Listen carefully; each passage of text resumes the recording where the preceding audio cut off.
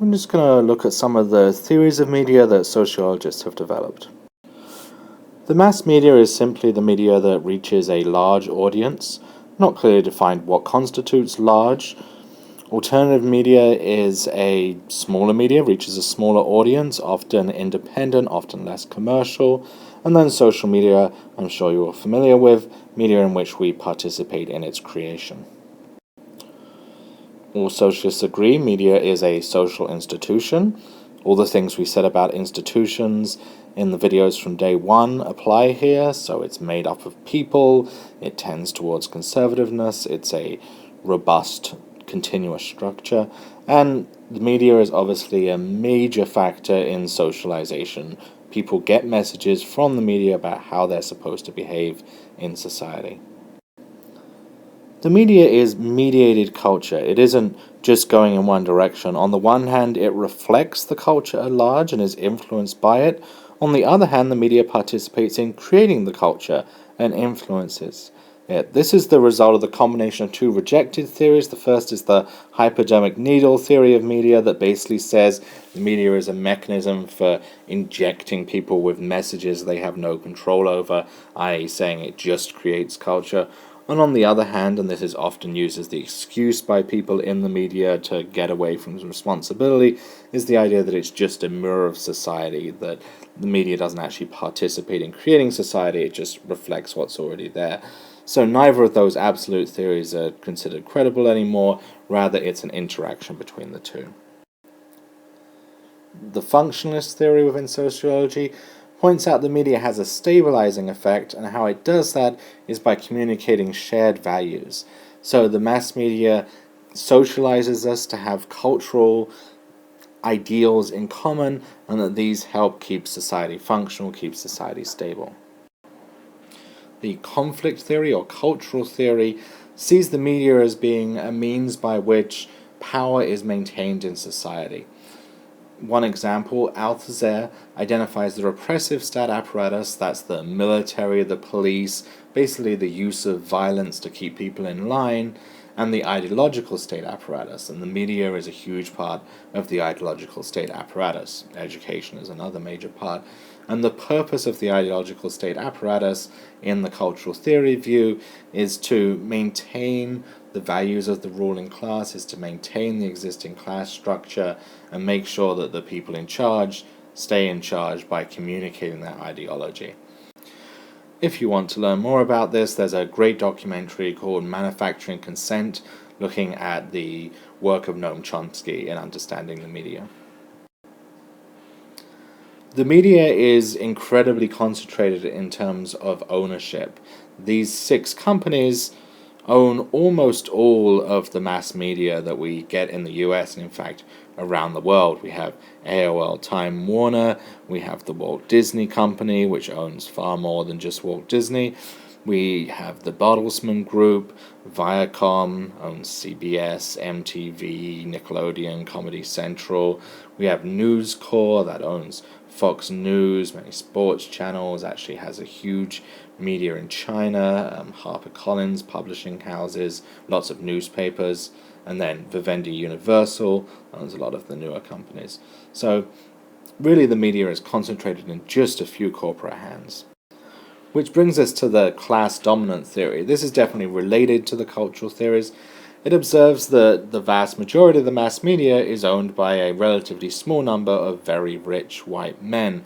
Rupert Murdoch, the owner of News Corp, possibly, arguably the most powerful man in the world, is depicted here. And these rich white men have class interests. They want to maintain their power, they want to maintain the status of their class, and so the media reflects that.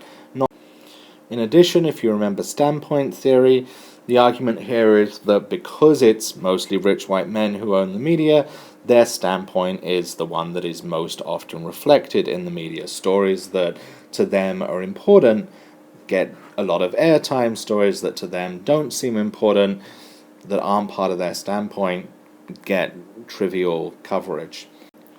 While we're on the topic of the media being made up of humans, it's not just the owners, there's also all the people that work within the media.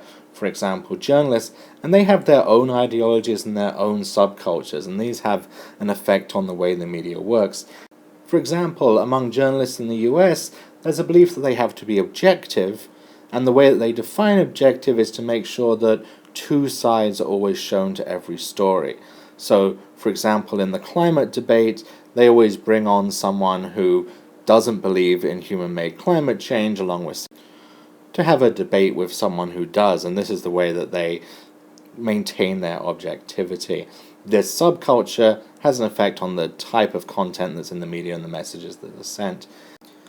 Another really important thing to think about for the media, according to this theory, is the impact of advertising money. A large part of the mass media relies on the money given to them by advertisers in order to stay afloat, and so they're never going to go too far against those advertisers' interests. And in fact, there's plenty of cases of advertisers having undue influence or a lot of influence on the content of programming and so forth. And obviously advertisers are going to have their own interests and ideologies. In particular, they're always going to want to support capitalism and the marketplace, because they're in the business of selling things, that's why they're advertising. And so anything that really radically opposes the marketplace or capitalism just isn't going to get airtime, because advertisers wouldn't like it. Moving on to the limited effects theory.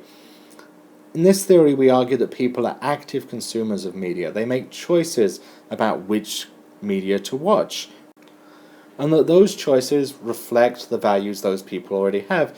They seek out media that shares and reinforces their values. The fact that conservatives in the US tend to watch Fox News, which tends to send out a conservative message, whilst liberals in the US tend to watch more MSNBC, that sends out a more liberal message, is a great example of this. And in this theory, people are skeptical of the media. They don't just assume that because something is on TV that it must be true. They actually filter what they hear against the media, in the media, against their own values and pre-beliefs. And if they see something on the media that really conflicts with the beliefs they already have, they're likely to reject it and say that that's just, media bias or whatever. Whilst if they see something on the media that supports their values, they say, oh yeah, that's definitely true. So under this model, we're observing the ways in which the media only has a limited ability to shape people's ideology and cultural positions. Finally, the most contemporary theory is the culturalist theory. And what the culturalist theory argues is that people are engaged in using the media to create meaning. So people are active in the media, not just in making choices about what to watch, what to consume, although that too, but also in the way that they go about understanding the media. In other words, they bring themselves to media and they interact with it. The Hooks article from today, The Oppositional Gaze, is a great example of a culturalist theory. Another example of culturalist theory in action is sampling culture. That's the way in which people use elements of the media, most famously in hip-hop, right? But it happens throughout our media to create more media, to repurpose it in ways that create new meanings. And the entire fan culture around mass media is a big part of this. So we have fan theories, right? We have fan edits of movies, in some cases often better than the originals. And then we have, of course, fanfic. Here is Finpo. And all of this is people engaging with the media to create meaning. So as you consider the media that we're going to watch and listen to and so forth over the next 2 weeks, think about some of these different frameworks and theories in terms of how to approach thinking about it.